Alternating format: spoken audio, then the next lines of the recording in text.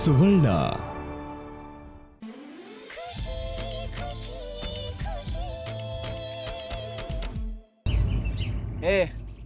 ಜಾಸ್ತಿ ತಲೆ ತಿನ್ಬೇಡ, ಏನು ವಿಷಯ ಅಂತ ಹೇಳು. ಇವತ್ತಿನ ಬ್ರೇಕಿಂಗ್ ನ್ಯೂಸ್ ಏನು ಗೊತ್ತಾ? The great business man Vishnuvardhan ಒಂದು ಅಮಾಯಕ ಹೆಣ್ಮಗಳನ್ನ ಪ್ರೀತಿಸಿ ಮೋಸ ಮಾಡಿ ಇನ್ನೊಂದು ಹುಡುಗಿನ ಮದುವೆ ಆಗಿದ್ದಾನೆ. ವಿಷ್ಣುವರ್ಧನ್ ಈ ಥರ ನ್ಯೂಸ್ ಏನಾದರೂ ಟಿ ವಿಲಿ ಬಂದರೆ ಹೇಗಿರುತ್ತೆ?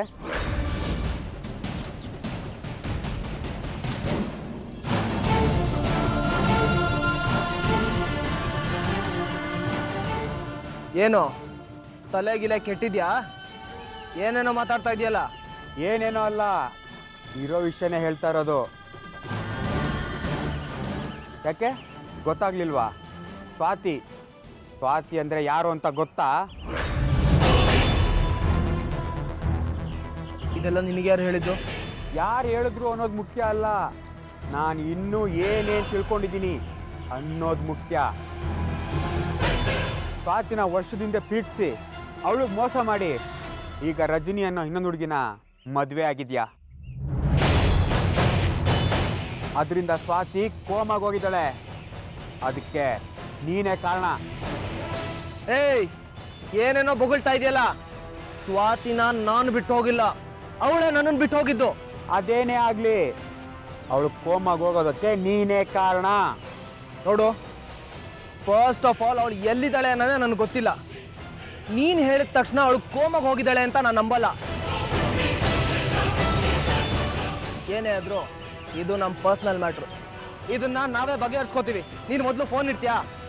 ನಾನೇನೋ ಇಡ್ತೀನಿ. ನಾಳೆ ಟಿ ವಿಲಿ ವಿಚಾರ ಬಂದಾಗ ನಿನಗೆ ಫೋನಿನ ಸುರಿಮಳೆ ಬರುತ್ತಲ್ಲ, ಅವಾಗ ನೀ ಏನು ಮಾಡ್ತೀಯ? ಏನು ಮಾಡ್ತೀಯ ಮಾಡ್ಕೊಳ್ಳೋ. ಈ ವಿಷ್ಣುವರ್ಧನ್ ಯಾವುದಕ್ಕೂ ಹೆದರಲ್ಲ. ನನ್ನ ತಪ್ಪೇ ಇಲ್ಲ ಅಂದಮೇಲೆ ನಾನು ಯಾಕೋ ಹೆದರ್ಕೊಳ್ಳಿ? ಸರಿ, ನಿನ್ನ ಪೊಗರು ಇನ್ನೂ ಕಮ್ಮಿ ಆಗಿಲ್ಲ. ಅದನ್ನ ಹೇಗೆ ಕಮ್ಮಿ ಮಾಡಬೇಕು ಅಂತ ನಂಗೆ ಚೆನ್ನಾಗಿ ಗೊತ್ತು. ಇಡ ಫೋನು.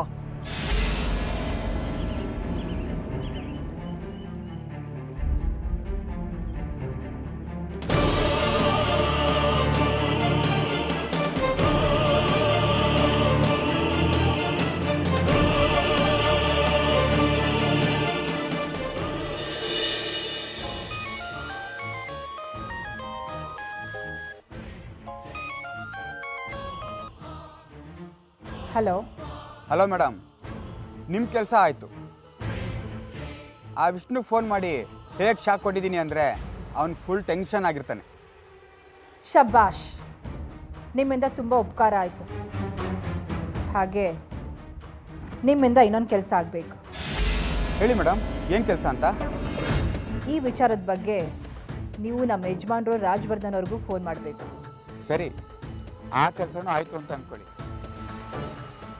ಅಂದರೆ ಇದು ಬರೀ ಬಾಯಿ ಮಾತ್ರ ಹೇಳಬೇಕಾ ಅಥವಾ ನ್ಯೂಸ್ ಚಾನಲಲ್ಲೂ ಬರಬೇಕಾ? ಬೇಡ ಬೇಡ, ಹಾಗೆಲ್ಲ ಮಾಡೋಕ್ಕೆ ಹೋದರೆ ನಮಗೆ ತೊಂದರೆ. ಸರಿ ಮೇಡಮ್, ರಾಜವರ್ಧನ್ ಅವ್ರಿಗೂ ಕಾಲ್ ಮಾಡ್ತೀನಿ.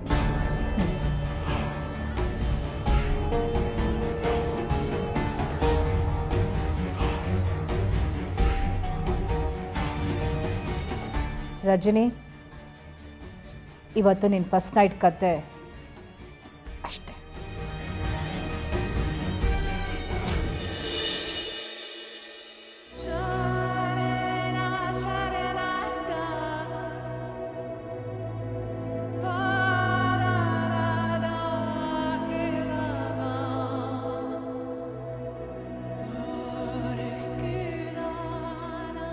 ಸ್ವಾತಿ ಮಗಳೇ, ಸ್ವಾತಿ ಸ್ವಾತಿ ಮಗಳೇ, ನಮ್ಮ ತಾಯನೇ ಹೇಳ್ತೀನಿ, ನಿನ್ನ ಸೇವೆ ಮಾಡಿ ಮಾಡಿ ಸಾಕಾಗಿ ಹೋಯ್ತು. ನಿಮ್ಮಮ್ಮನೂ ಚಿಕ್ಕ ವಯಸ್ಸಲ್ಲಿ ನಿನ್ನನ್ನು ಕೈಗಿಟ್ಟು ಶಿವನ ಪಾದ ಸೇರ್ಕೊಂಡ್ಬಿಟ್ಲು. ಈಗ ನಿನ್ನನ್ನು ಸಾಕಿ ಸಲುತವರು ನಾನೇ. ಅದು ಯಾವಾಗ ಸರಿ ಹೋಗ್ತೀಯೋ ಏನೋ. ಮಾಡು.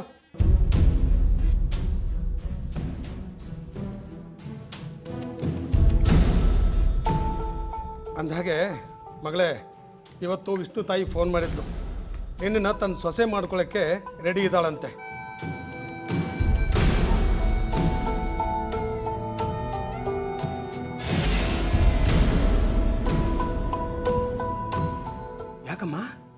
ಕಣ್ಣಲ್ಲಿ ನೀರು? ಓಹೋ, ವಿಷ್ಣುಗೆ ಬೇರೆ ಮದುವೆ ಆಗಿದೆ ಅಂತನಾ?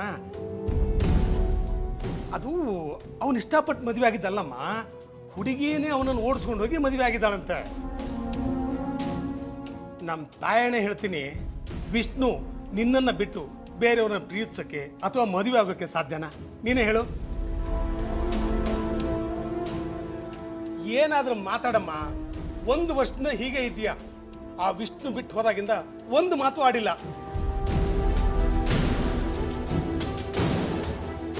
ನೋಡಮ್ಮ, ಇನ್ನು ನೀನು ಹೀಗೆ ಇದ್ರೆ ನಮ್ಮ ತಾಯನೇ ಹೇಳ್ತೀನಿ, ನಿನ್ನನ್ನು ಸಾಯಿಸಿ ನಾನು ಸತ್ತೋಗ್ಬಿಡ್ತೀನಿ. ಮಗಳೇ, ಆದಷ್ಟು ಬೇಗ ಹುಷಾರಾಗಮ್ಮ. ಇದೇ ಒಳ್ಳೆಯ ಸಮಯ ನಿನ್ನನ್ನು ವಿಷ್ಣು ಹತ್ರ ಸೇರ್ಸೋಕ್ಕೆ. ನೋಡು, ವಿಷ್ಣು ಜೊತೆಗೆ ನಿನಗೆ ಮದುವೆ ಅಂತ ಮಾಡಿಬಿಟ್ರೆ ನಾನು ಆರಾಮಾಗಿ ಶಿವನ ಪಾದ ಸೇರ್ಕೊಬೋದು. ಆ ಮಾಡ ಮಗ, ಆಟ ಮಾಡಬೇಡ, ಊಟ ಮಾಡು ಮಗಳೇ. ಆ ಮಾಡು, ಏನೇ ಮಾಡಿದ್ ನೀನು ಹಠ ಅಂತೂ ಬಿಡಲ್ಲ. ಎಲ್ಲ ನಿಮ್ಮ ಅಮ್ಮನ ಥರಾನೇ.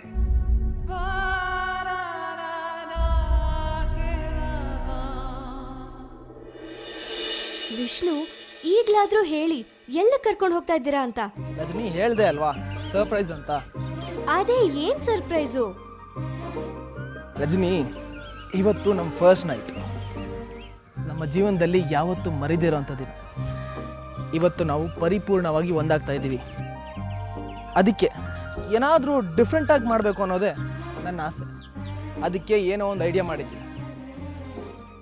ಅದನ್ನೇ ಕೇಳ್ತಿರೋದು, ಏನ್ ಐಡಿಯಾ ಅಂತ. ಅದನ್ನೇ ನಾನು ಹೇಳ್ತಾ ಇರೋದು ಸರ್ಪ್ರೈಸ್ ಅಂತ. ಸರಿ, ಹಾಗಾದ್ರೆ ನೀವೊಬ್ರೇ ಹೋಗಿ ನನ್ನ ಮನೆಗೆ ಹೋಗ್ತೀನಿ. ರಜನಿ, ಈ ಥರ ಫಸ್ಟ್ ನೈಟ್ ದಿನ ಒಬ್ಬನೇ ಹೋಗು ಅಂದ್ರೆ ಎಲ್ಲಿಗೆ ಹೋಗ್ಲಿ? ಮತ್ತೆ ಅಷ್ಟೊತ್ತಿಂದ ಕೇಳ್ತಾ ಇದ್ದೀನಿ, ಹೇಳ್ತಾನೆ ಇಲ್ಲ ನೀವು. ರಜನಿ, ಒಂದು 2 ನಿಮಿಷ ತಡೆದ್ರೆ ಏನ್ ಸರ್ಪ್ರೈಸು ಅಂತ ನಿನಗೆ ಗೊತ್ತಾಗುತ್ತೆ. ಅವಾಗಿಂದ 2 ನಿಮಿಷ ಅಂತ ಕರ್ಕೊಂಡು ಬರ್ತಾನೆ ಇದ್ದೀರಾ. ಸಂಜೆ ಆಗ್ತಿದೆ, ನೋಡೋಣ ಅದೆಷ್ಟು ದೂರ ಕರ್ಕೊಂಡು ಹೋಗ್ತೀರಾ ಅಂತ. ನಡೀರಿ. ಬಾ.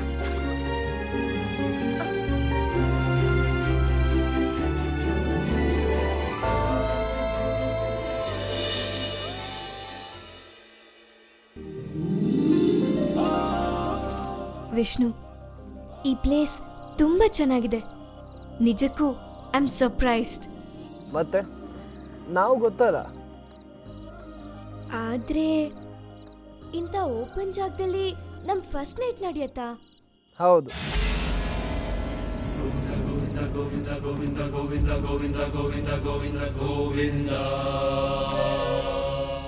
ಅಬ್ಬಬ್ಬಬ್ಬಬ್ಬಬ್ಬ, ಈ ವಿಷ್ಣು ಮಹಾನ್ ರಸಿಕ. ಫಸ್ಟ್ ನೈಟ್ಗೆ ಈ ರೀತಿ ಸೆಟಪ್ಪ. ಆದರೆ ಏನು ಮಾಡೋದು? ಸಾರಿ ಗಾಯ್ಸ್, ನಿಮ್ಮಿಬ್ಬರು ಟೈಮೇ ಸರಿಯಿಲ್ಲ ಅನಿಸುತ್ತೆ.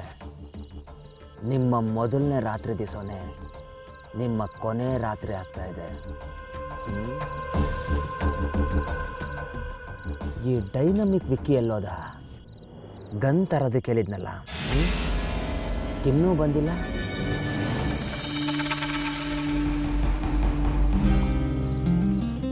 ಬೇಡಪ್ಪ, ನಾನಂತೂ ಖಂಡಿತ ಒಪ್ಕೊಳ್ಳಲ್ಲ. ಇಲ್ಲ ರಜನಿ, ನಮ್ಮ ಫಸ್ಟ್ ನೈಟ್ಗೆ ನಾನು ಇಲ್ಲೇ ಪಕ್ಕದಲ್ಲಿ ಒಂದು ಟ್ರೀ ಹೌಸ್ ಅರೇಂಜ್ ಮಾಡಿದ್ದೀನಿ. ಆದರೆ ಅದಕ್ಕೂ ಮೊದಲು ನಾನಿನ್ನ ತುಂಬ ಪ್ರೀತಿ ಮಾಡಬೇಕು, ನಿನ್ನ ಜೊತೆ ತುಂಬ ಮಾತಾಡಬೇಕು. ಈ ದಿನದ ಪ್ರತಿ ಕ್ಷಣನೂ ನಾವು ಎಂಜಾಯ್ ಮಾಡಬೇಕು. ಅದಕ್ಕೆ ಈ ಸೆಟಪ್ ನಾನು ರೆಡಿ ಮಾಡಿಸಿರೋದು.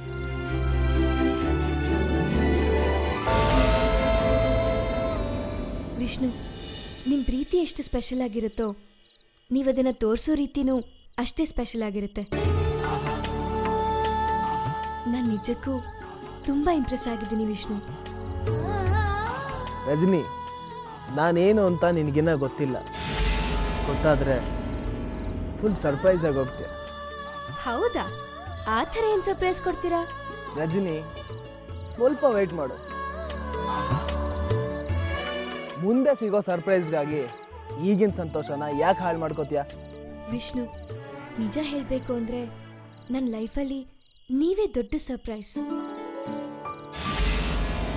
ನೀವು ನನ್ನ ಜೊತೆ ಇರೋ ಪ್ರತಿ ಕ್ಷಣನೂ surprise. Love you Rajani. Love you too. Love you to.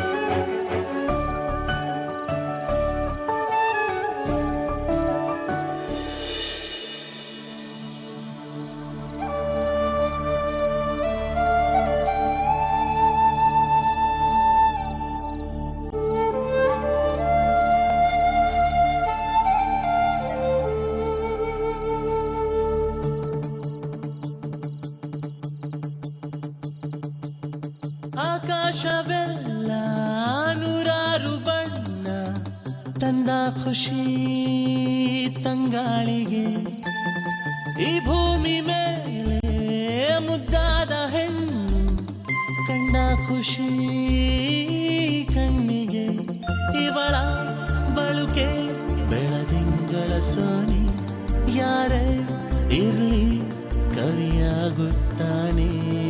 ಮಿರ ಮಿರ ಮಿರ ಮಿಂಚುತ್ತಾಳೆ ಮೀರ, ಮಿಂಚುಗಳೇ ಕಣ್ಣ ಪೂರ. ಪ್ರೀತಿ ಮಾಡುವಂತ ಆಸೆ ಬಂತು ಈಗ, ಸ್ವರ್ಗ ಈಗ ಬೆರಳ ದೂರ. ಆಕಾಶವೆಲ್ಲ ನೂರಾರು ಬಣ್ಣ ತಂದ ಖುಷಿ ತಂಗಾಳಿಗೆ, ಈ ಭೂಮಿ ಮೇಲೆ ಮುದ್ದಾದ ಹೆಣ್ಣು ಕಂಡ ಖುಷಿ ಕಣ್ಣಿಗೆ. ಛೇ, ಈ ವಿಕ್ಕಿ ಏನಾದರೂ ಬಂದಿದ್ರೆ ಇಷ್ಟೊತ್ತಿಗಾಗಲೇ ಕೆಲಸನೇ ಮುಗ್ದಿರ್ತಿತ್ತು.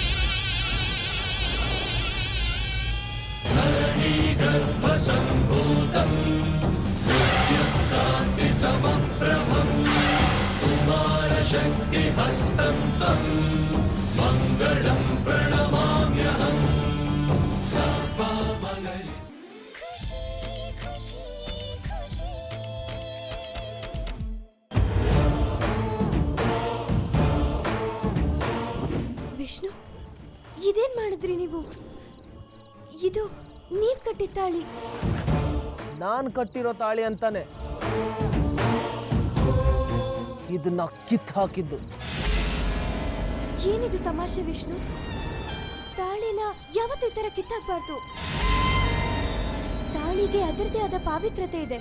ಕಟ್ಟಿ ಬೇಗ. ಕಟ್ಟೋದ? ರಜನಿ, ನೀನು ಕತ್ತಿಂದ ಈ ತಾಳಿನ ಕಿತ್ತಾಕ್ಬೇಕು ಅಂತಾನೆ ಅವತ್ತು ನಾನು ನಿನಗೆ ಈ ತಾಳಿ ಕಟ್ಟಿದ್ದು. ಅಂದ್ರೆ ಅಂದ್ರೆ ಈ ಪ್ರೀತಿ, ಮದುವೆ, ಎಲ್ಲ ನಾಟಕ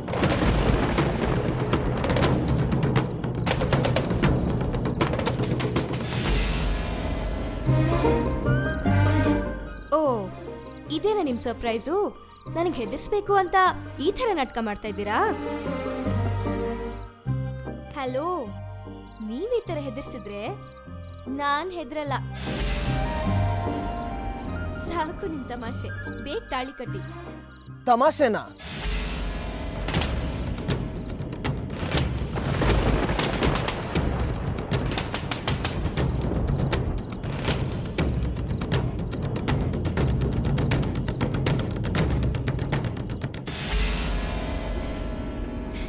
ವಿಷ್ಣು, ಕೈ ನೋವ್ತಿದೆ, ಕೈ ಬಿಡಿ.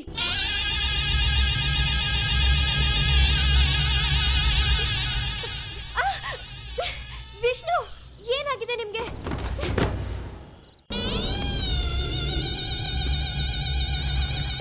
ವಿಷ್ಣು, ನನ್ ಕೈ ನೋವ್ತಿದೆ, ಕೈ ಬಿಡಿ ಅಂದೆ. ಕೈ ಬಿಡಿ.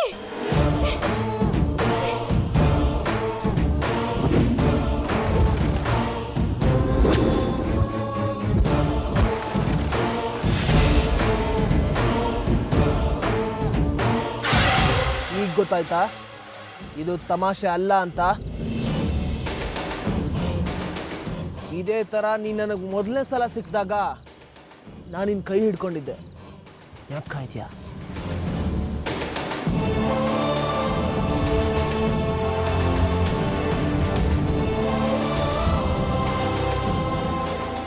ನಿನಗೆ ಬುದ್ಧಿ ಕಲಿಸ್ತೀನಿ ಅಂತ ಹೇಳಿದ್ದೆ, ನೆನಪಿದ್ಯಾ?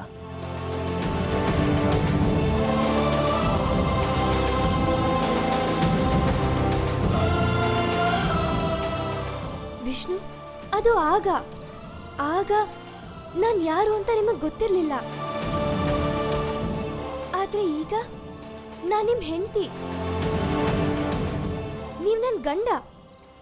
ನಾವಿಬ್ರು ಪ್ರೀತಿ ಮದ್ವೆ ಆಗಿದ್ದೀವಿ.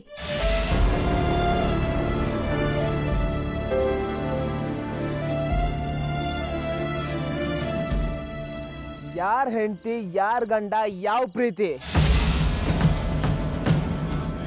ನಿನ್ನ ನೋಡಿದ್ರೆ ಅವತ್ತು ನನಗಾಗ್ತಾ ಇರಲಿಲ್ಲ, ಇವತ್ತು ನನಗಾಗಲ್ಲ.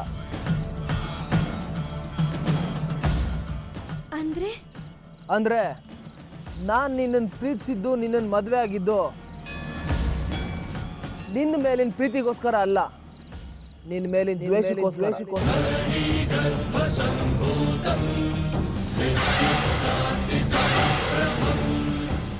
ನಿನ್ನ ಬಾಳ ಹಾಳಾಗಬೇಕು ಅಂತಾನೆ ನಾನು ಈ ನಾಟಕ ಮಾಡಿದ್ದು.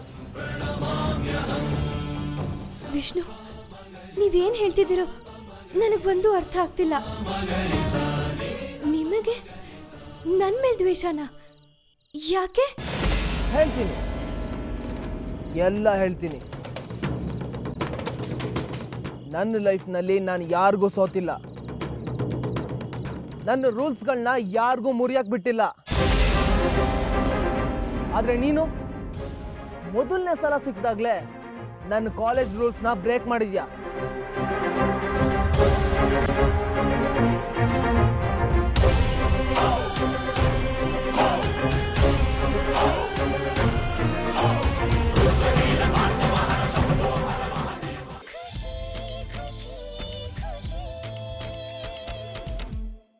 ಆದ್ರೆ ನೀನು ಅದ್ ಯಾರ ಮುದ್ಕೀರ್ನ ನನ್ನ ಪರ್ಮಿಷನ್ ಇಲ್ಲದೆ ನನ್ನ ಇವೆಂಟ್ಗೆ ಕರ್ಕೊಬಂದು ಫಾರಿನ್ ಡೆಲಿಗೇಟ್ಸ್ ಜೊತೆ ಆಗ್ಬೇಕಾಗಿರೋ ದೊಡ್ಡ ಬಿಸ್ನೆಸ್ನ ಕ್ಯಾನ್ಸಲ್ ಮಾಡಿಸಿದ್ಯಾ.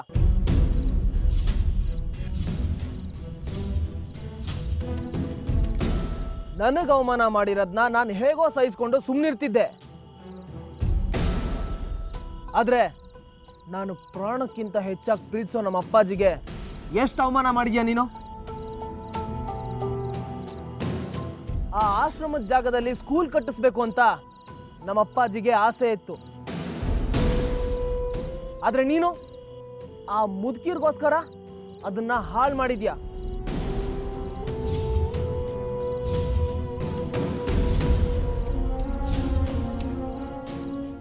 ಅದು ಸಾಲದು ಅಂತ ಅವತ್ತು ಆ ಅವಾರ್ಡ್ ಫಂಕ್ಷನ್ ಅಲ್ಲಿ ನಮ್ಮ ಅಪ್ಪಾಜಿ ಎಲ್ರ ಮುಂದೆ ತಲೆ ತಗ್ಸೋ ಹಾಗೆ ಮಾಡಿದ್ಯಾ.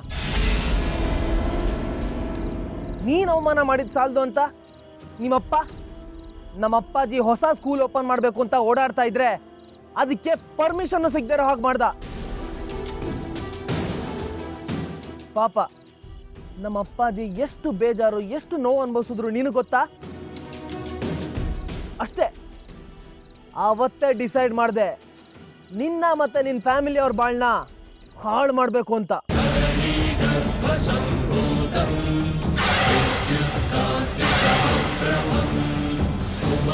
ಶಕ್ತಿ